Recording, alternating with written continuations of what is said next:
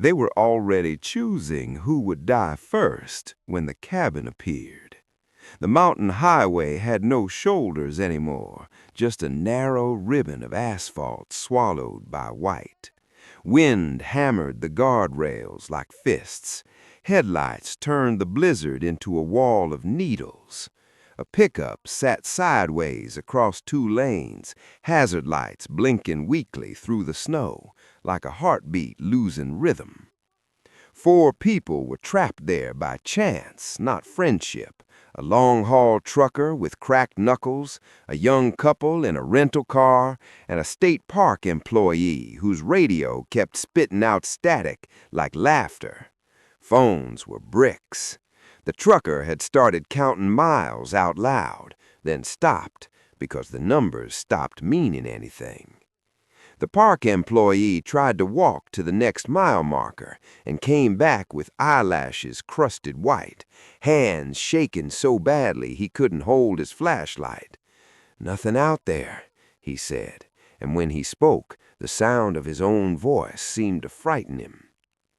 That's when the sign emerged from the storm, close enough that it felt impossible it hadn't been there a second ago. A hand-painted board on 2 posts, letters neat and old, "For frozen travelers." An arrow pointed into the trees where no path should have been. The couple stared at it like it was a prank.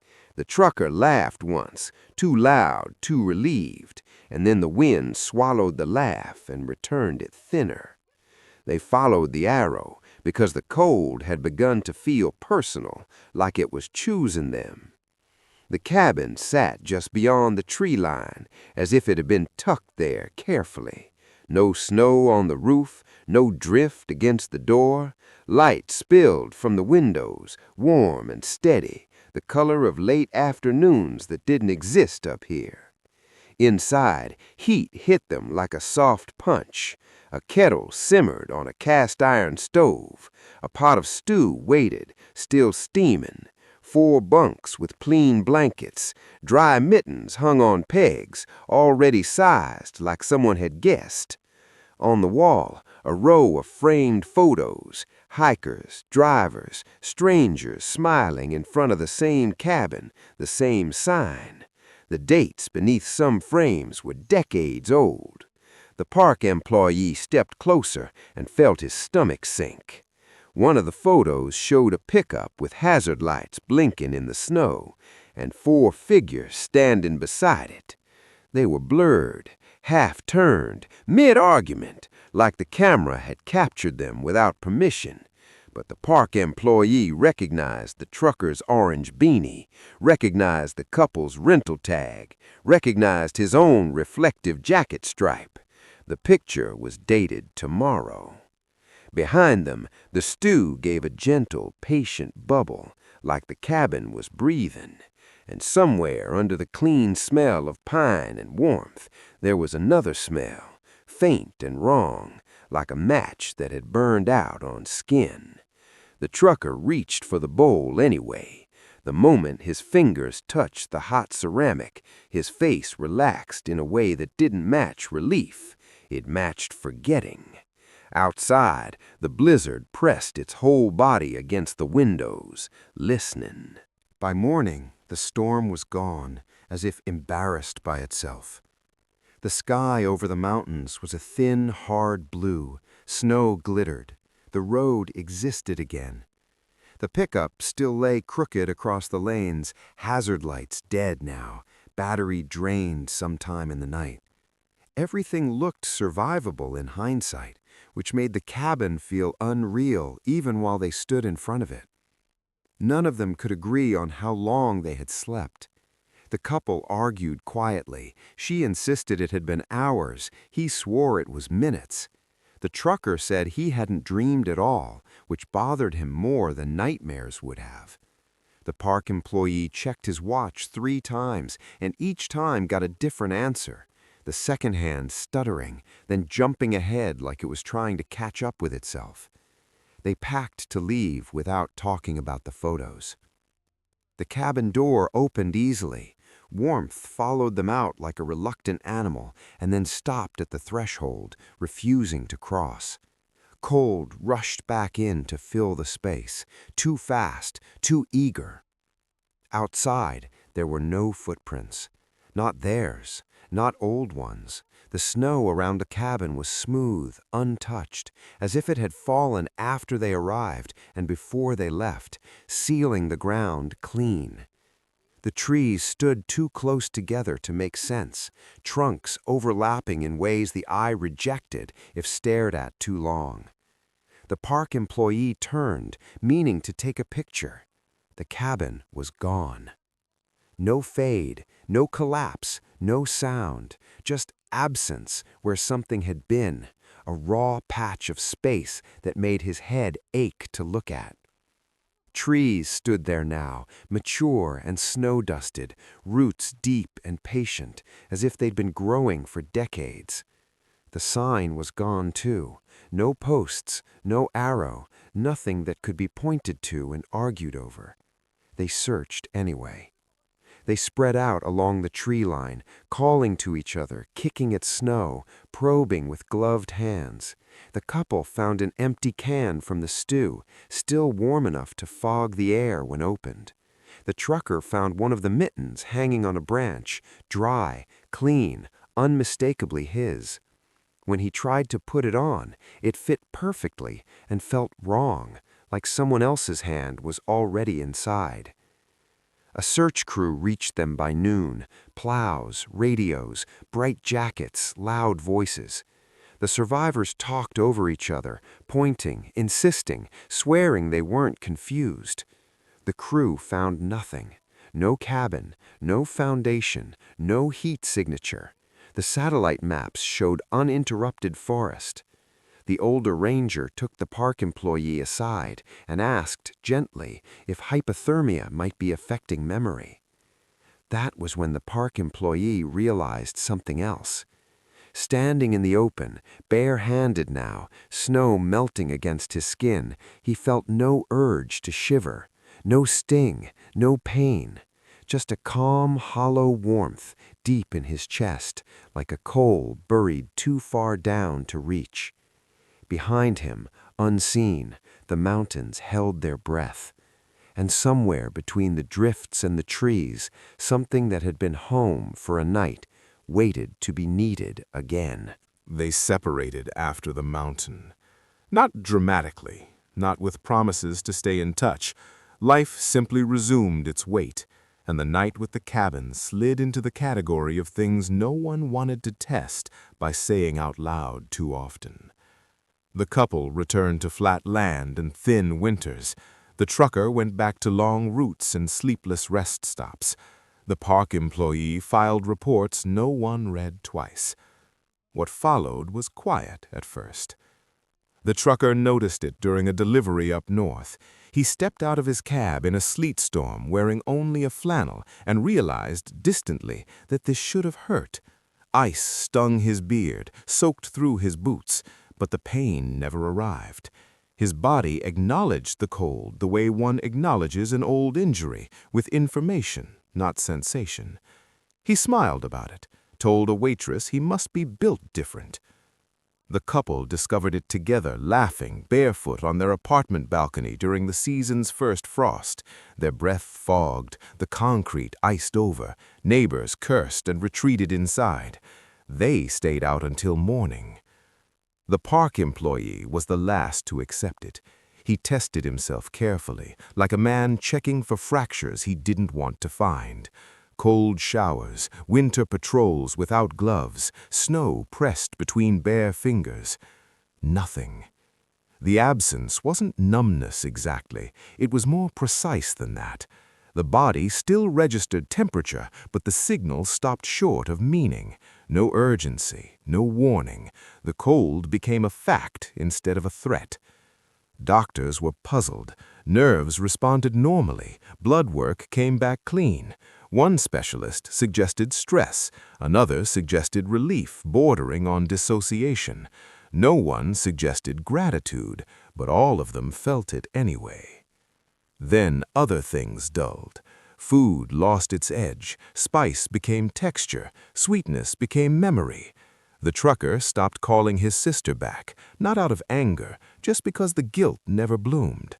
The couple stopped fighting, which felt like progress until they realized they'd also stopped making up. The park employee attended a funeral for a coworker lost to an avalanche and waited for the grief to arrive. It never did.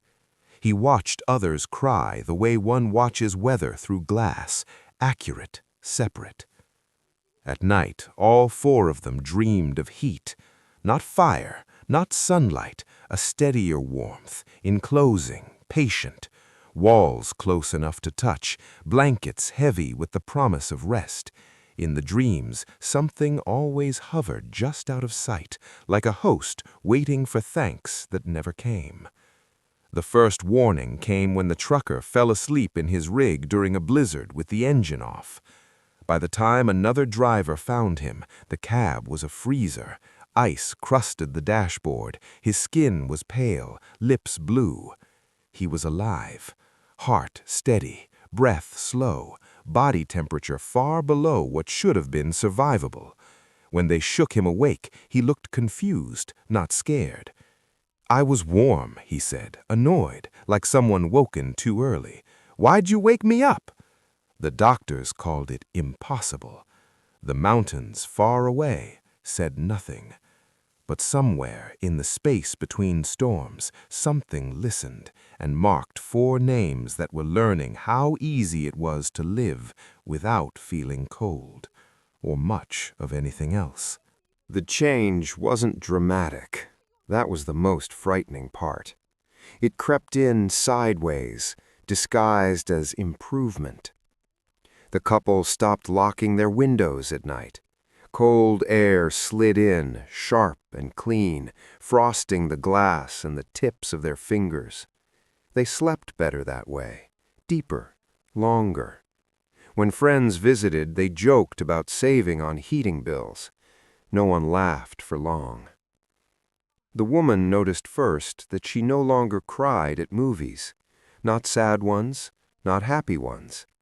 The expressions on the screen still made sense to her, like reading a language she'd once spoken fluently, but the emotional response never followed. She started watching horror films instead, chasing anything that might break through. Nothing did. The trucker began taking routes he used to avoid, high passes, night drives, places where weather alerts blinked red. He liked the silence up there, the way snow erased distance and sound. Once he stood outside his cab during a whiteout, flakes dissolving against his eyelashes, and felt something close to pride. The storm bent around him. The park employee returned to the mountains more often. Officially, it was for work. Unofficially, he felt calmer there. The cold that terrified tourists wrapped him in a strange familiarity, like being among people who didn't expect anything from him. On a late patrol, he slipped on ice and tumbled down a shallow embankment. He hit hard. Rocks tore his jacket. Snow filled his mouth. Pain arrived late, diluted, like it had taken a wrong turn. He lay there, staring at the gray sky, not afraid, not even particularly concerned, until his radio crackled and reminded him that concern was expected. When he stood, his leg was wrong, angled badly, bone pressing too close to skin. He watched it the way someone watches a problem that belongs to another person. Later, in the hospital, a nurse asked how long he'd been in shock. "I don't think I was," he said honestly. That night, the dreams changed. The warmth was still there, but now it pulsed, rhythmic, alive. In the dreams, the walls breathed. Blankets tightened slightly, not enough to hurt, just enough to be felt. A voice murmured gratitude in a language that wasn't quite words. Each of them woke with the same sensation, the certainty that something had been taken, and the unease of not knowing what. The first death happened quietly. A man from a nearby town, one of the names in the cabin photos, though none of them remembered noticing him before, was found standing in his backyard during a snowstorm. No coat, no shoes, arms relaxed at his sides. He hadn't frozen. His heart had simply stopped, slow and gentle, like it no longer saw the point. At the funeral, the survivors stood together without planning to, 4 warm islands in a sea of shivering mourners. Someone whispered "lucky" when they mentioned the cabin again. None of them corrected that. Because deep down, beneath the hollow calm, they all felt it. Winter wasn't something they endured anymore. It was something they belonged to. And belonging, they were starting to understand, always came with a cost that waited patiently to be collected. They didn't call it a curse. That word implied anger, punishment, intent. What was happening to them felt older than that. Transactional, clean, like a rule that had always existed and was only now being noticed. The park employee was the first to start digging. He requested archived incident reports under the excuse of updating safety protocols. Old storms, lost hikers, vehicles abandoned on mountain passes. He cross-referenced dates with weather records, then with death notices that followed weeks, months, sometimes years later. A pattern emerged. Every name he found led back to a storm that should have killed someone, but didn't. Every survivor lived longer than expected in cold conditions, and every one of them faded afterward. Not dramatically, not violently. They drifted out of marriages, jobs, friendships. Some wandered into winter and never came back. Others lived on, perfectly functional, emotionally vacant, until their bodies stopped without protest. There were notes in the margins of old ranger logs, written by hands that shook or pressed too hard. Shelter appeared where none should be. Warmth felt earned, left feeling lighter. One entry ended mid-sentence. The trucker noticed something else. He no longer felt hunger the way he used to. He ate because the clock suggested it, not because his body demanded it. When he skipped meals, nothing complained. When he skipped sleep, the world blurred but never punished him. He tested the limits without meaning to. One night during another storm, he pulled over and stepped into the wind again. Snow lashed his face, the cold wrapped around him, familiar now, inviting.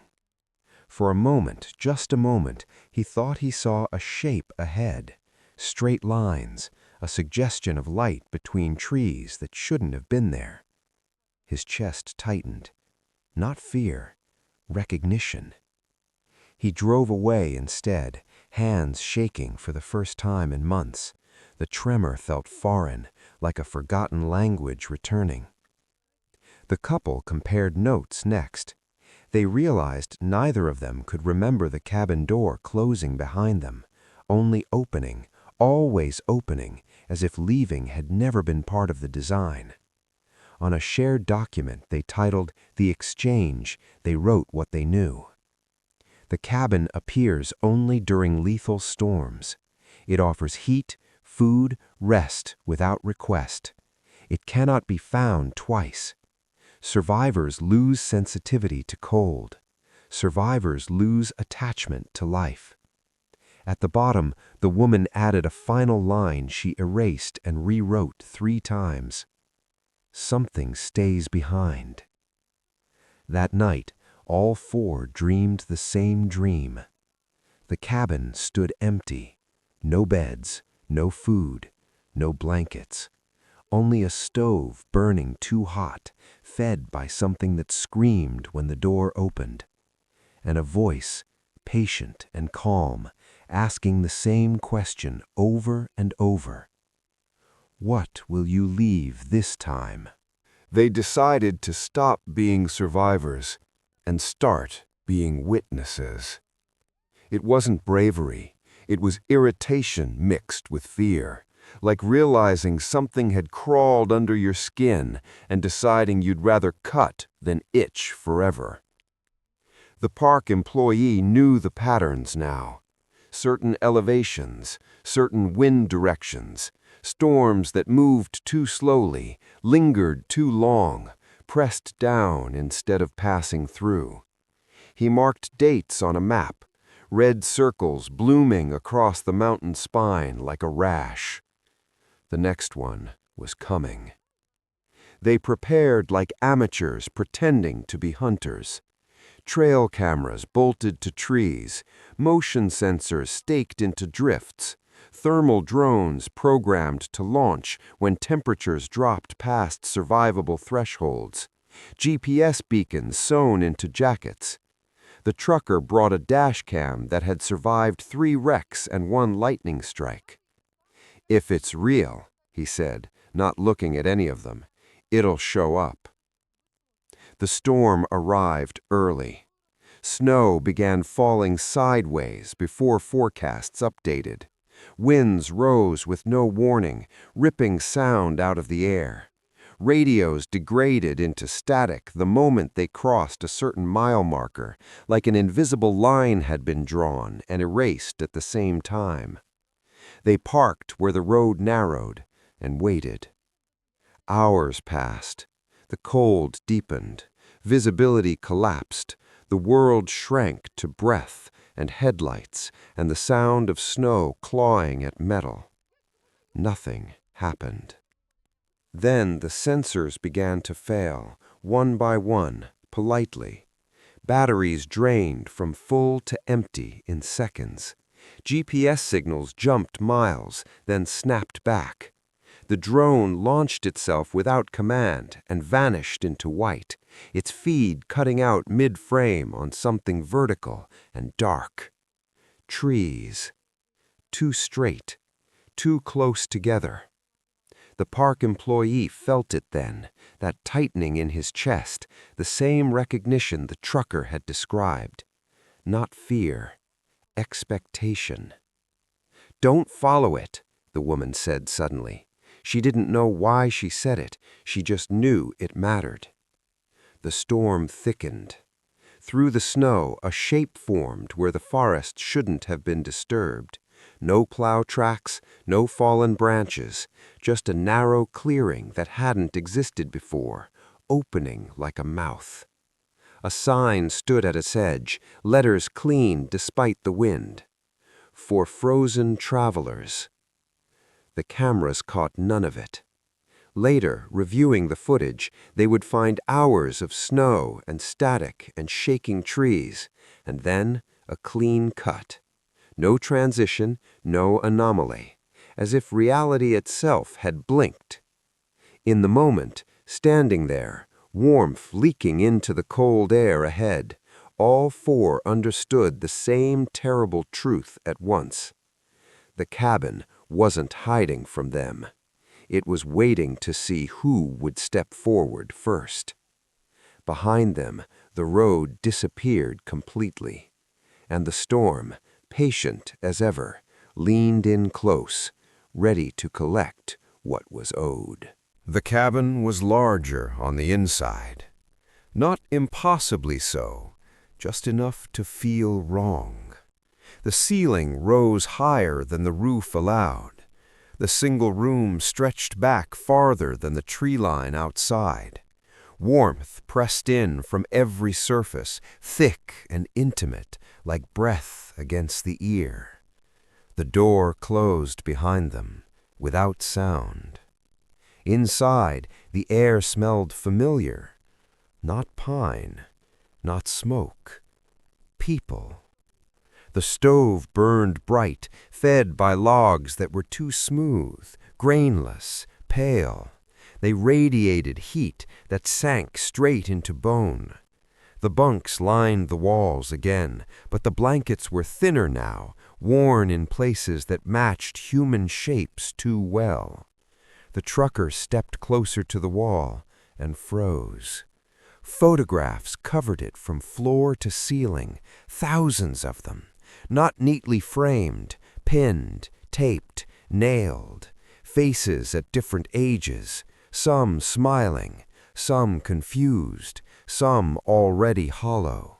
Each photo had a small brass tag beneath it, stamped with a date and a word. Shelter, heat, rest, and one more, always last, paid. The couple found another wall. Names were carved into the wood there, some shallow, tentative, others gouged so deep the boards had split. Names overlapped, crossed out, written again smaller, like apologies. A few were scratched out entirely, replaced by nothing. The park employee felt dizzy. He recognized names from his research: rangers, drivers, hikers, people officially listed as lost, succumbed, or never recovered. "They didn't die here," he whispered. Something shifted behind the stove. Not a figure, not fully, more like a distortion, heat bending into posture. When it spoke, it used no mouth, just pressure, vibration, warmth arranged into meaning. "They stayed warm," it said. The woman backed away. "You're killing them." A pause, almost polite. "No," the cabin replied. "I finish what the cold begins. I keep what would otherwise scatter." The trucker from the couple noticed something worse. In the far corner there was a new empty section of wall, clean wood, no photos, no names. 4 brass tags hung there, already stamped. Not with names, with measurements: heart rate, body temperature, duration of exposure. The trucker laughed once, sharp and broken. "So what, this is a furnace? You burn people?" The warmth intensified. "I preserve," it said. "Heat must come from somewhere. You offered yourselves the first time. Tonight I offer a choice." The bunks creaked softly, inviting. One stays whole, the others leave lighter. The lights flickered. Outside the storm howled with sudden hunger, and for the first time since the mountain, all 4 of them felt it at once.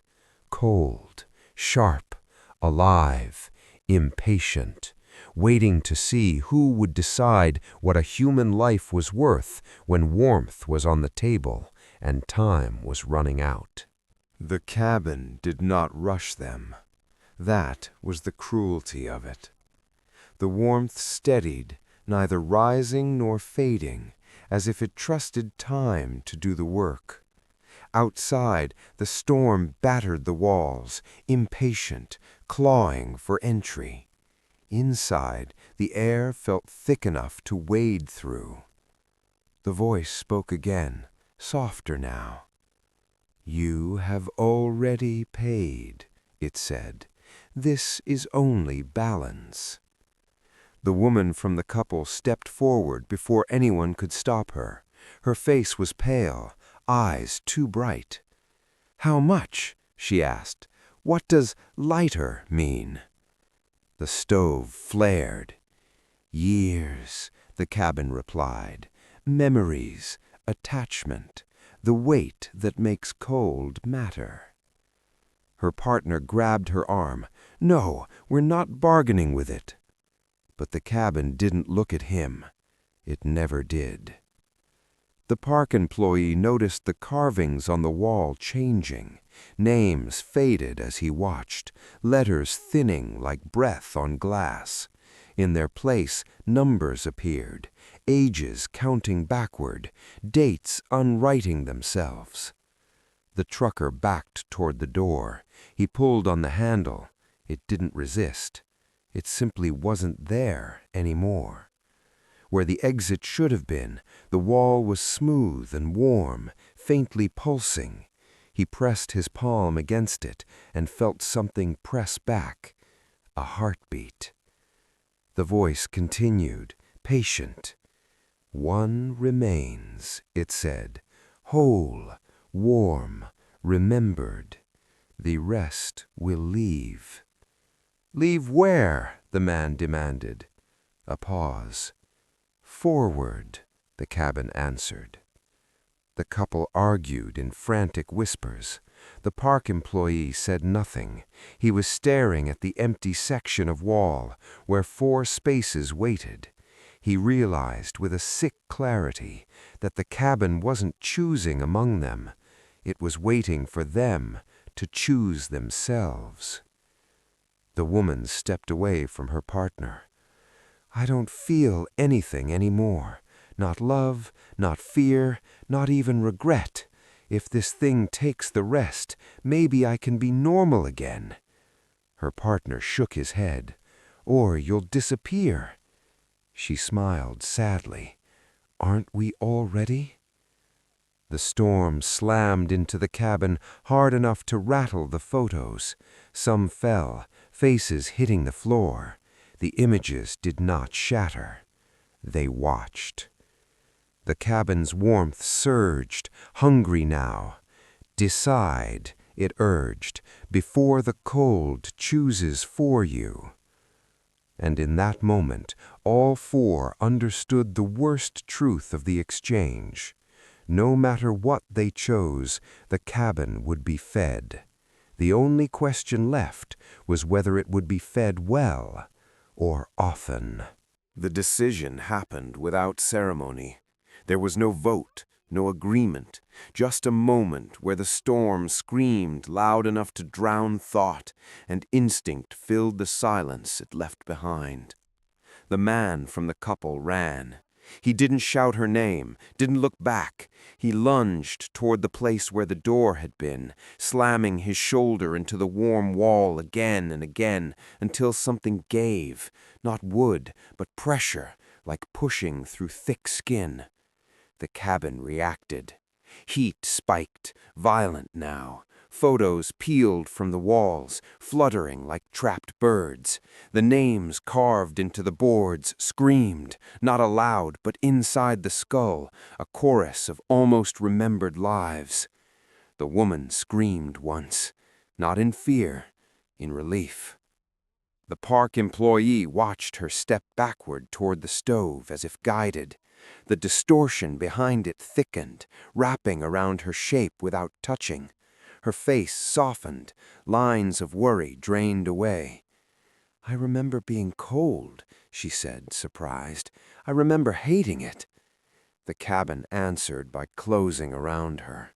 Not crushing, not burning, absorbing. Where she stood, warmth intensified, focused, concentrated. One of the empty spaces on the wall filled instantly. A photograph appeared, still wet, showing her mid-breath, eyes closed like sleep.